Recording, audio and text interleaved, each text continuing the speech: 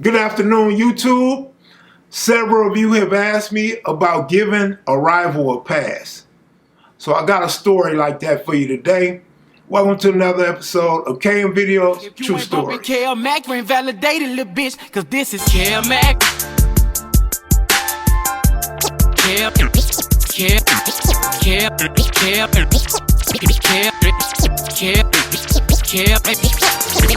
Mac video. This is for show. Kev Mac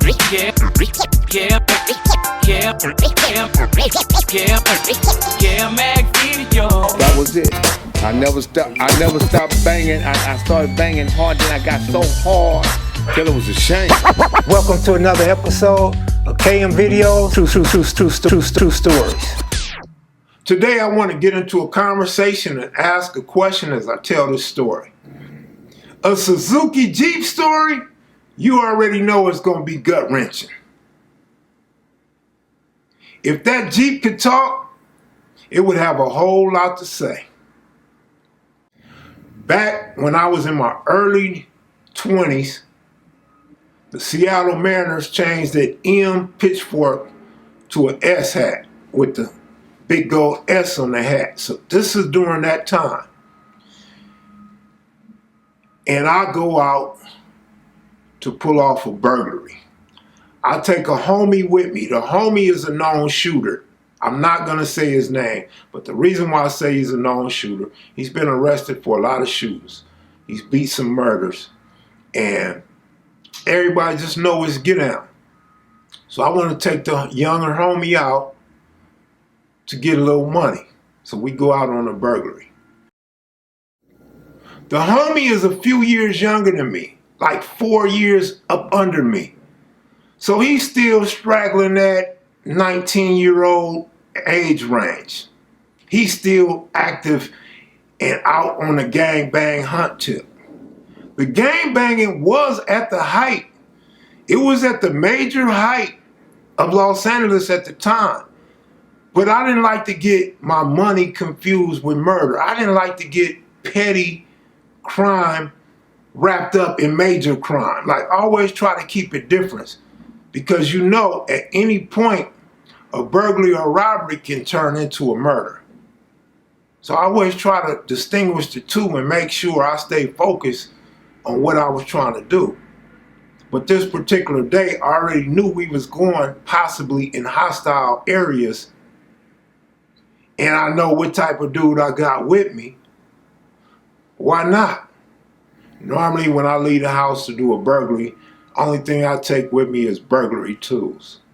This particular day, I bring a .357 because I already know we going to Hawthorne and you never know what type of gang members you're going to run across in Hawthorne. If we don't find nothing in Hawthorne, we're going to probably go near Gardena. Maybe Inglewood. So we strapped up. We ready for whatever happens. And the reason why I didn't like to take no gun is because when you lurking through different neighborhoods, community watch and nosy people tend to call the police, and the police will come out, pull you over, and see why you over there. If you have a gun, it's a good chance you're going to catch a case. If there's no gun, there's really no reason for them to go all through your car, and if they go through your car, they won't find anything. So, we just out to get some money. And we going through this particular community in Hawthorne. The street ran east and west.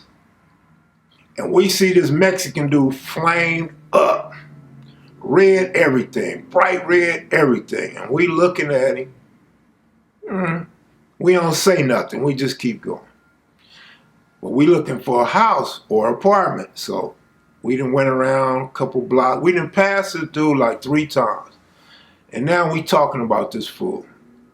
He like, man, if we don't find nothing, we gonna come get this fool. So we find this one apartment. I get up in there, bust in there, and we ransack the place. It's not a very lucrative lick. In fact, all we got was like a TV, stereo components, speakers, boombox, and some little cheap jewelry. Probably a couple $100 is probably, we be lucky if we make $300. We load up the Suzuki Jeep and we get ready to head back toward the hood. In the midst of that, we're looking for a second spot. Because I used to like to hit 2 spots. You go out, one, you're not going to make a lot of money if it's random. And so I would like to hit another spot if it's still early enough. So we headed back toward the north. Then we, in order to get out the community, we bust a left. So we're going back east to west. So as I turn, I noticed there's a market, one of them little community markets that everybody walk to in the community. And it's going to be on my right side. And we see this kid. He's burgundy down with 2 braids going to the back. Dude had to be about 13 or 14 years old, but he's G'd up. He's most definitely a junior high school student. He got on a burgundy khaki top, burgundy khaki pants, burgundy Chuck Taylors with burgundy strings. Man, I'm not gonna lie, he was fly and he was G'd. The homie about flipped his wig. He like, cuz, let me out. I'm like, you gonna get him? He like, cuz, I'm finna put one in his head. Wait, what? That's a little kid, man, I don't give a fuck. I'm like, it's a kid. So we had this lightweight back and forth, and he tells me, man, that kid gonna grow up one day and he might chip you. And I'm saying, I'll take that chance, because I don't want to kill the little kid. And that's my question. How old is too old to shoot a little teenager on some gangbang stuff? I didn't want no parts of it. I'm like, that's a little kid, man. Let that dude live. He may be going through a phase. He might not even bang in 3 or 4 years from now. And if he do, continue to dress like that and gangbang, somebody else gonna get him. We don't need that problem. He ain't done nothing to us. He ain't dissing our hood. We don't see the hood whacked out over there on the walls. That fool didn't hit us up. Let that man live. And the reason why I say this is because you guys always ask me, are there any instances where I gave somebody a pass? This particular day, I take full credit for giving this little kid, this teenager, a pass. And I've had this conversation with killers over the years, and a lot of killers agree with my passenger that that kid might come back and get you one day. But they also understood my point in the fact that, yeah, that was a hard pill to swallow. Killing a little kid, man, that posed no threat to you, yeah, it would have been a bad day had you got caught. Ain't no question about it. So I have been thinking, not only did you guys ask me about giving out passes, but the fact that what's going on now in LA, talking about peace and the shooters, we hear people online talking, the shooters, like they are the only ones that ever shot. So it's a lot of guys in their 20s and 30s right now that are considered shooters. And I'm just wondering, will they go around and bust on a 14 or 15-year-old that has not hit them up? I don't know, but that's the question to y'all. How old is too old to shoot a little teenager when you're in your 20s and 30s? Purposely. But the homie wanted to jump out and dome me. The homie was like, let me out here. And he got to arguing about, you could go park around the corner, nigga. I'm finna dome this fool. Nah, you're not finna dome me. I said, cuz if you get out, I'm leaving you.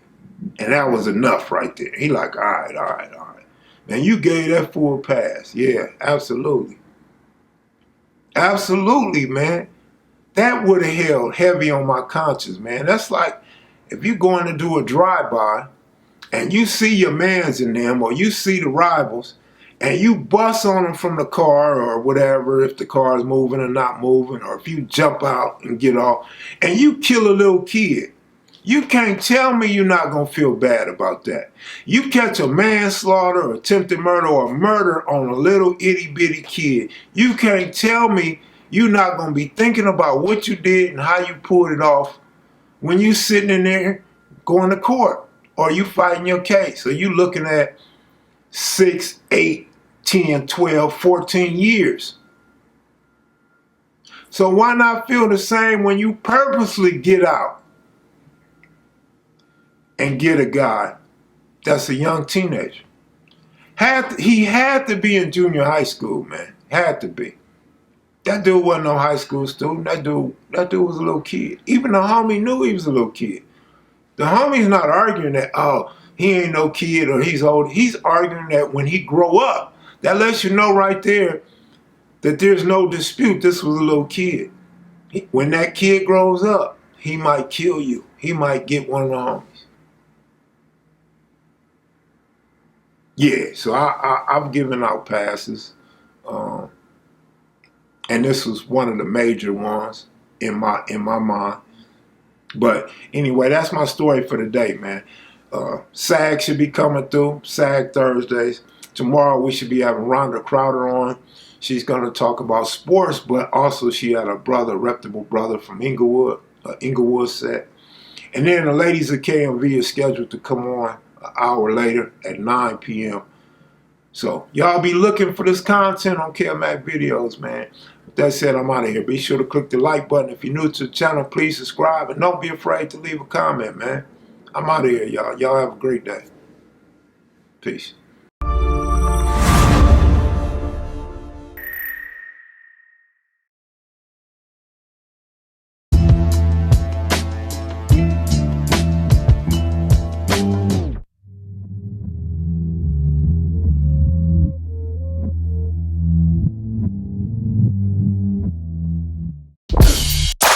This is